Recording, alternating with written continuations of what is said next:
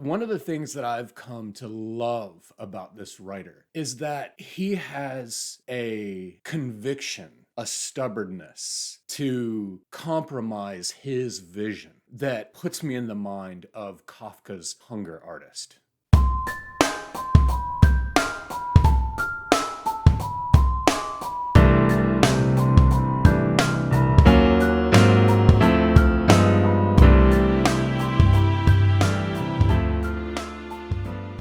Hey everybody, today we are talking about Gerald Murnane. Welcome to Leaf by Leaf, by the way. I'm Chris, and I really hope that a lot of people watch this video and get excited about this voice from Australia that has just come onto my radar a couple of years ago. For some reason, as things go, I'm just now getting around to actually reading his work, and it's criminally offensive. And come to find out, I'm one of a great many people who have inexcusably overlooked this master of writing, this master of what he calls true fiction. The shock that I have experienced, the startlement, the pleasurable startlement that I have experienced reading this work is comparable to Beckett, which is a name that comes up again and again in things about Murnane and his work. He has been nominated for the Nobel Prize over and over for something like 10 years, probably more than that because the source I was reading was a little bit old. But I want this video to stand out a little bit from the glut of mere book reviews because I really want to highlight this author.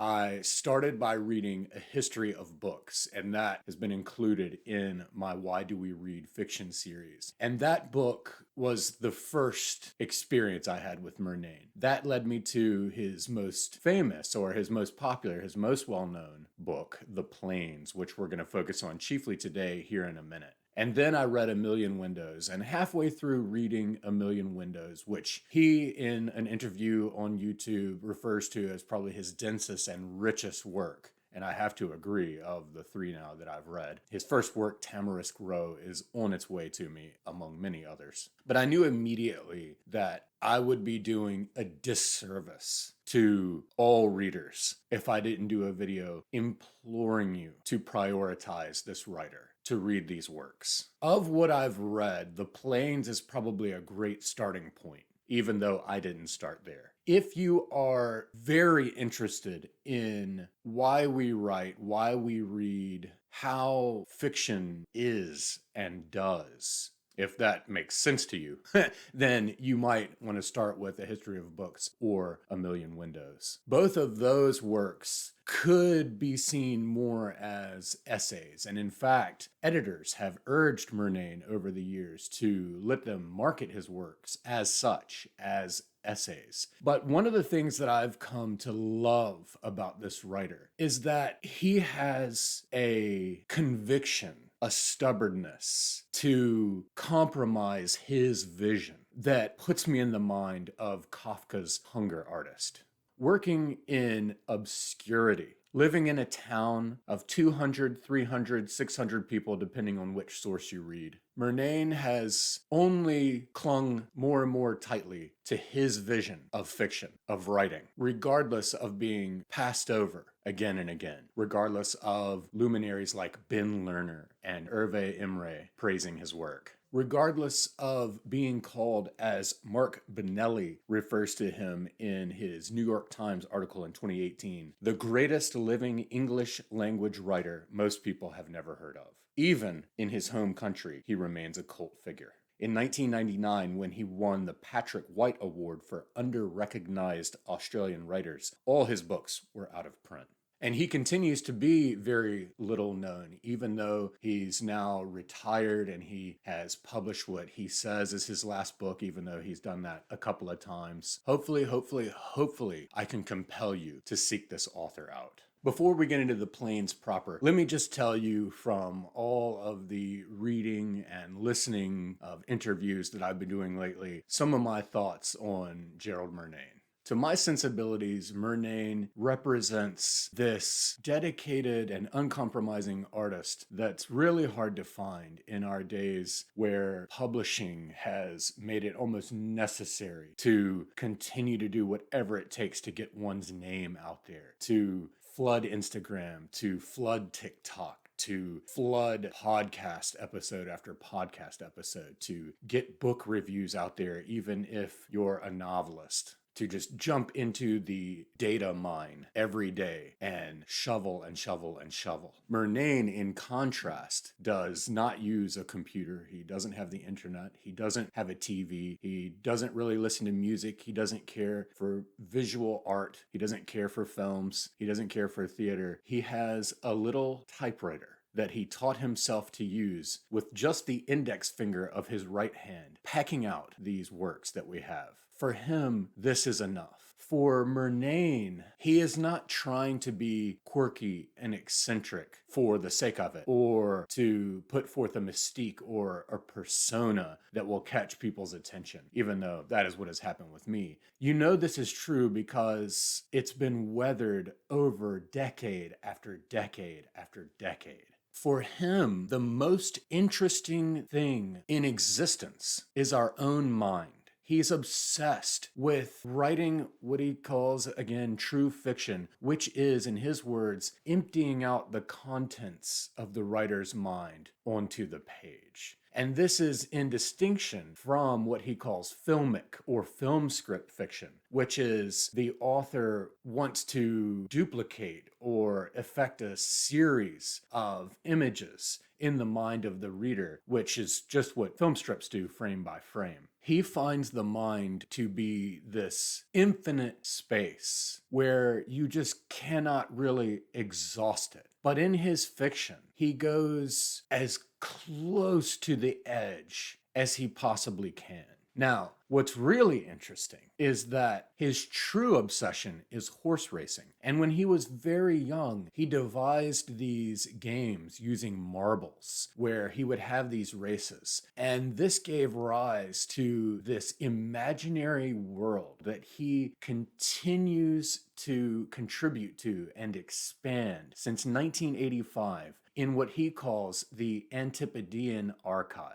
He has 3 archives in his little home there in Garok, which is in Victoria in southern Australia. These are literally big metal filing cabinets. He has a desk. He has a cot that he apparently sets up in his shower stall to sleep. And then most of his little living space there is taken up by these massive metal filing cabinets. And there are 3 archives that he has been keeping meticulously. One is his archive, his personal archive of letters and all the things that have happened to him, just basically journals, diaries. The next is his literary archive, which is going to be the stuff that gets put on display somewhere at a university or an institution or something like that, that has all of his drafts that show just how much work, how much craftsmanship really do go into his works. We'll get into that more in a moment. But then what I'm talking about right now is the Antipodean Archive. This is where he has come up with 2 imaginary islands, not unlike Australia and New Zealand, that engage in these horse races. And he refers to this as his true life's work. And he started this while he was still a struggling author, or not a struggling to write author, but a struggling to get known, or in his words, to get accepted. Meaning he didn't want the money. He didn't want the prestige. He has just simply wanted his vision and his craft to be accepted.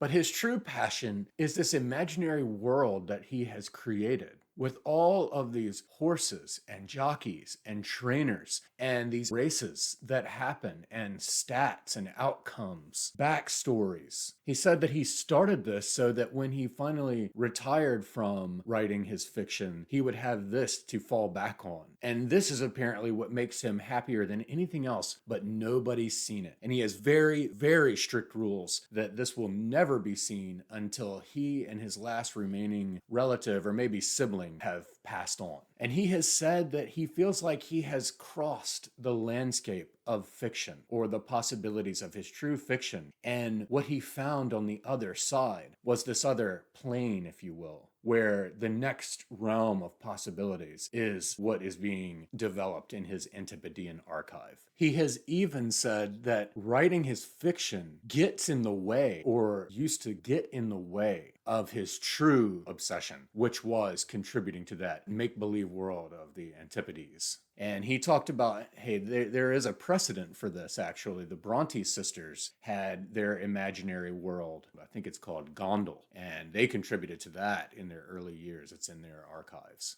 I mean, it doesn't get much more in the vein of Beckett than that. The true life's work is something totally imaginary and that no one is supposed to see until after your death.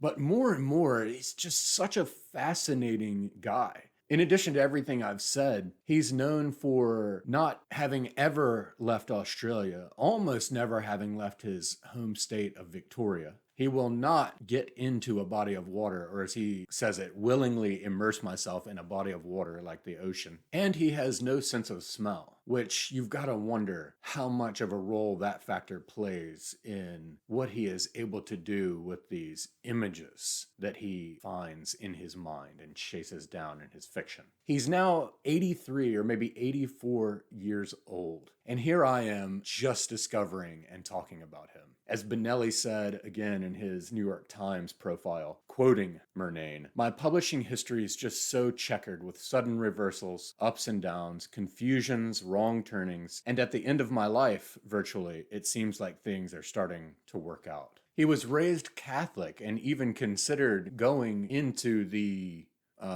I'm not sure what you call that, becoming a priest or something like that. In any case, it didn't last very long and he dropped out of it. But what he was really attracted to was not the higher power or the Catholic disciplines, but rather just that ascetic life. As Merve Emre says in her recent contribution to The New Yorker about Murnane, his method suggests a cloistered discipline, unparalleled by any writer I have encountered. He is an assured craftsman, a workhorse of the written word. And indeed, his Spartan living situation, his attraction to that ascetic, cloistered lifestyle and discipline, and his almost neurotic attention to crafting sentences. It makes me think of the young Alexander Theroux, or the Alaric Darconville in his austere quarters there at the University of Virginia. In reaction to Frank Kermode's example of one of Pynchon's long sentences, Murnane wrote this essay called In Praise of the Long Sentence, where he actually points out where Kermode is totally wrong because the passage, as Murnane calls it, is not a sentence. And just from that essay, you will see how dedicated Murnane is to a grammatically sound, correct English sentence. And a little bit about how his mind works. He's extremely methodical. He talks about how when he is crafting these long sentences, because he does love long sentences, he just wants them to be grammatically sound, not just a dumping grounds of disconnected clauses and fragments and run-ons that don't have anything to do with the axis of the actual sentence. And he talks about numbering the branches and making things all correspond and that making sure that he's shaping this thing properly.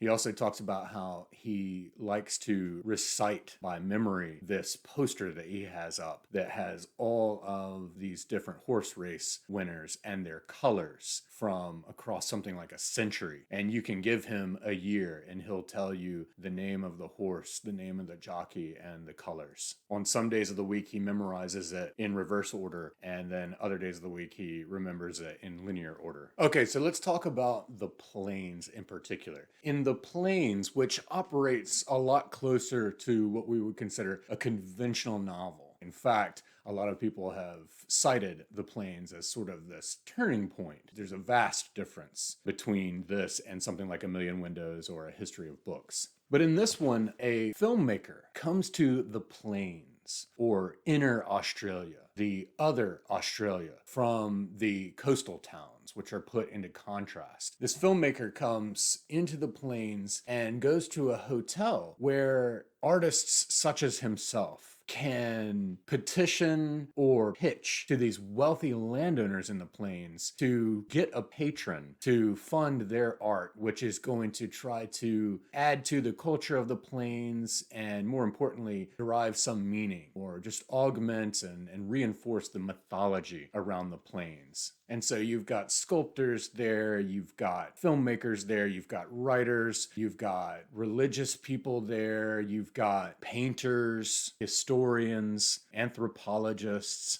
And so all these people converge in a hotel, and the people who are there to pitch, like it's Shark Tank or something, sit in the bar and wait to be called on to go into this sort of inner sanctum where the wealthy landowners are. And they're just a bunch of drunkards. But they're all brought together by this idea of the inner or other Australia, of the plains. And of course, what happens is Murnane uses this book and this filmmaker to highlight the supreme failure of art. And it took me a while to understand what he was getting at. And I think it goes back to his idea that artifice, art, be it filmmaking, writing, whatever, cannot come close to what our minds are capable of. These landscapes of our minds. For Murnane, I believe that he would say, or maybe has even said, that writing comes the closest, at least the way that he practices his true fiction. That is, again, emptying the contents of his mind onto the page without the mediation of the film script style writing of most conventional work.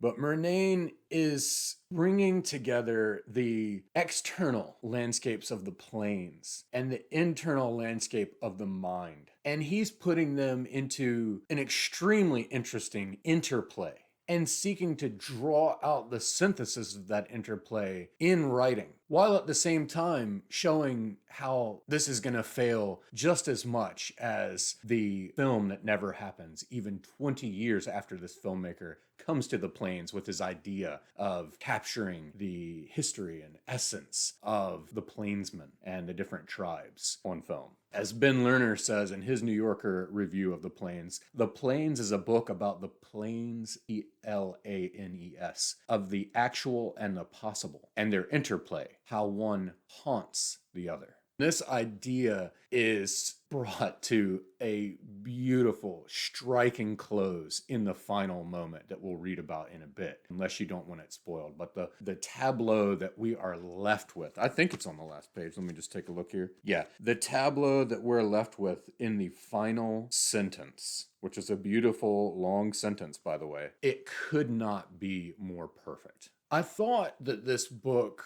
was going to get at something in Australian history and culture that was something along the lines of the struggle between the Aborigines or the indigenous people and the non-indigenous people. And it does have an element of that, and it's transmuted into the coast dwellers and the plains dwellers. But it didn't quite go to the places where I thought it would in thinking about something like on North American soil, the conflicts between the natives and colonizers. There are no proper names of people here, which recurs again and again in his works. Things are hinted at. Things are talked about via synecdoche, very depersonalized. I hardly expected to call on anything I had read in my shelves of books on the plains. To quote from the works of literature would go against the spirit of the gathering, although every man there would have read any book that I named. We get the contrast between books or artifice and then nature or reality here. But we also get this nice irony and tongue-in-cheek view of these wealthy landowners who want to see themselves as sublime, profound, whose ideas or identity come naturally from the landscape. And so they get divided into the Horizonites and the Hairmen. The Horizonites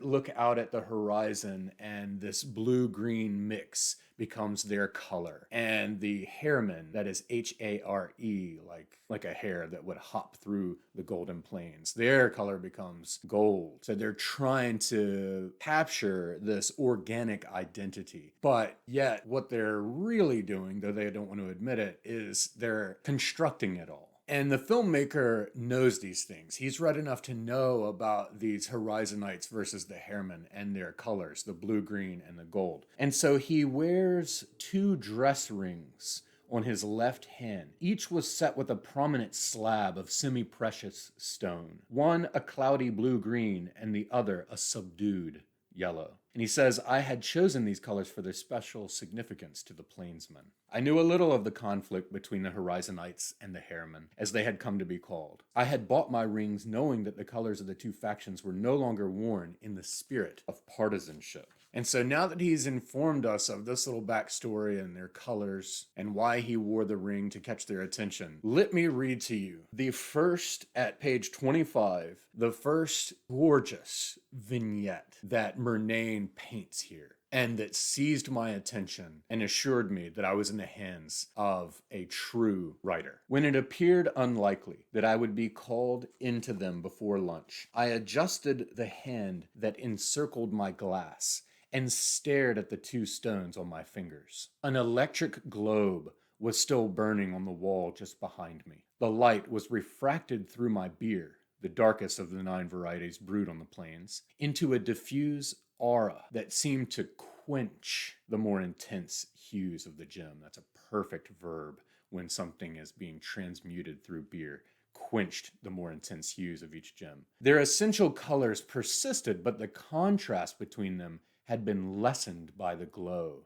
from the ale. It occurred to me to present myself to the landowners as a man destined to reconcile in my own life, or better still, in my film, all the conflicting themes arising from the old quarrel between the blue-greens and the old golds, which he's using to refer to the Horizonites and the Hairmen. But what a beautifully wrought tableau here. He's wearing the stones whose colors represent those 2 factions that he knows everyone knows everything about. And the sun, though it's not named, but presumably the sun is shining through, and his hand is encircling the beer in such a way to where the light is refracting, shining on the wall behind him, this murky synthesis of the 2 stones. So this sort of literally mirrors or projects onto the wall his goal of a sort of reconciliation. But it also beautifully implies that there's only one way he's going to be able to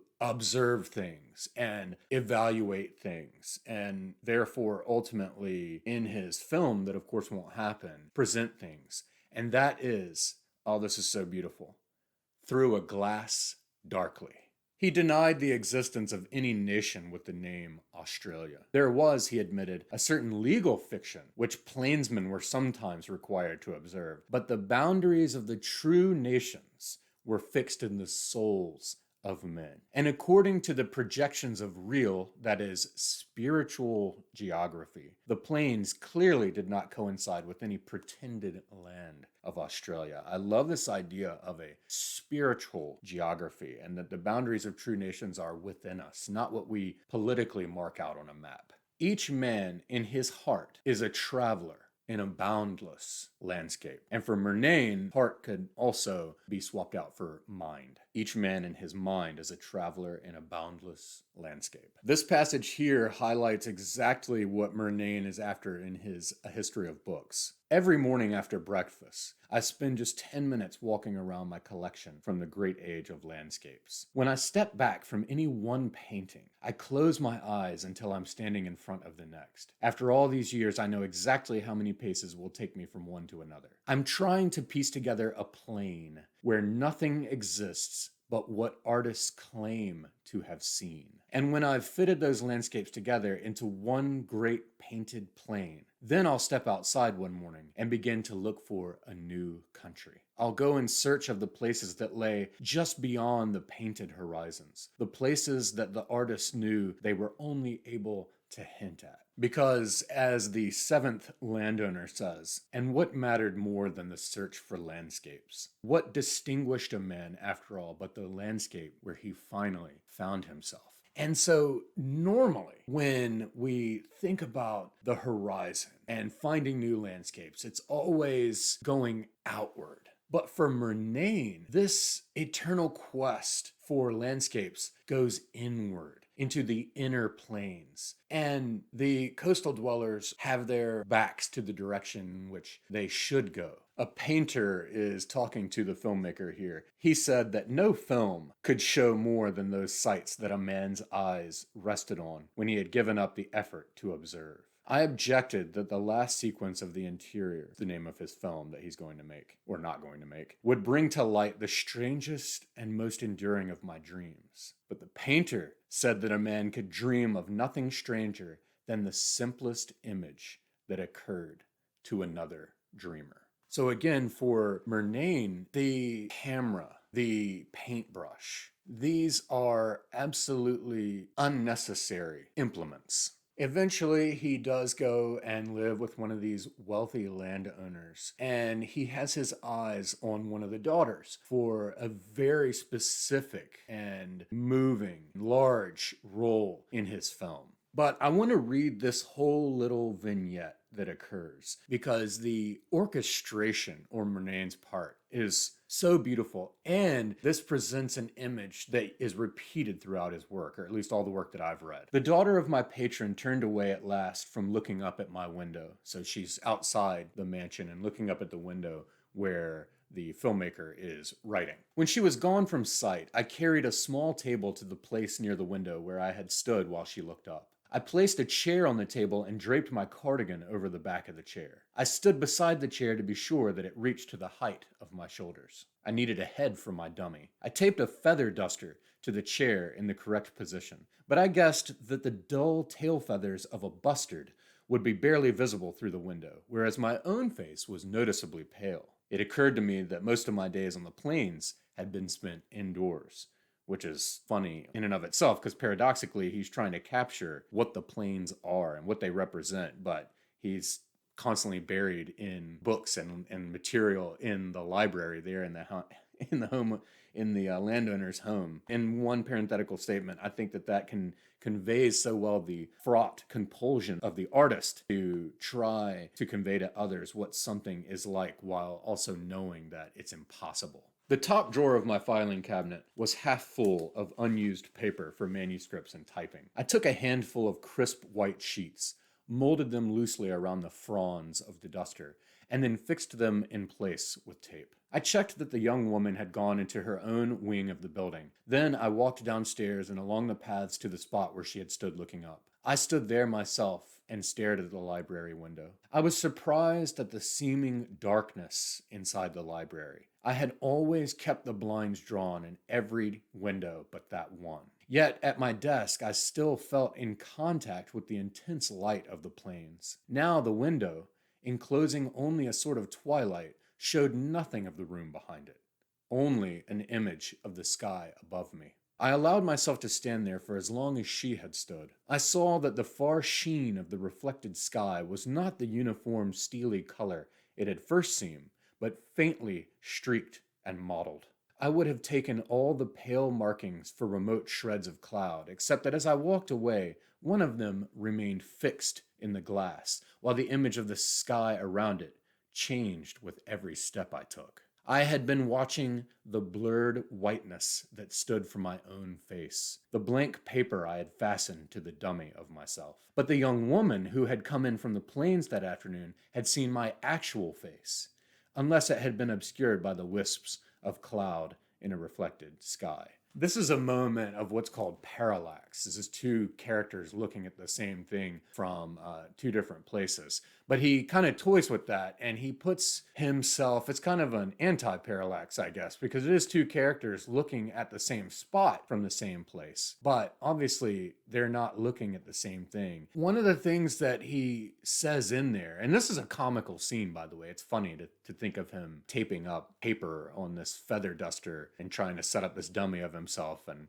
he wants to see things the way that she saw them, but it's impossible. And furthermore, he talks about looking into the sort of dark cavern of the room in which he was sitting. And throughout the book, he'll have this parallel to thinking of the insides of the camera as this dark cavern, the inside of the mind as this dark cavern. This darkness that nonetheless takes in the stuff from out there. And he continues to work up this idea of what happens when we look at things, and the light from the things out there flood into these dark caverns. And towards the very end, listen to this. This is unbelievable. The great tide of daylight was ebbing away from all they looked at and pouring through the holes in their faces into a profound darkness. If the visible world was anywhere, it was somewhere in that darkness, an island lapped by the boundless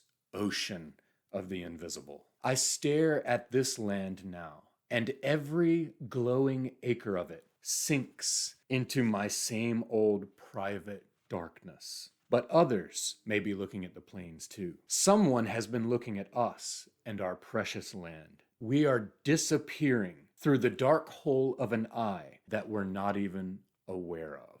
And then so eventually, what is this this mesmerizing, perfect image we're left with? I lifted my own camera to my face and stood with my eye pressed against the lens and my finger poised as if to expose to the film in its dark chamber the darkness that was the only visible sign of whatever I saw beyond myself.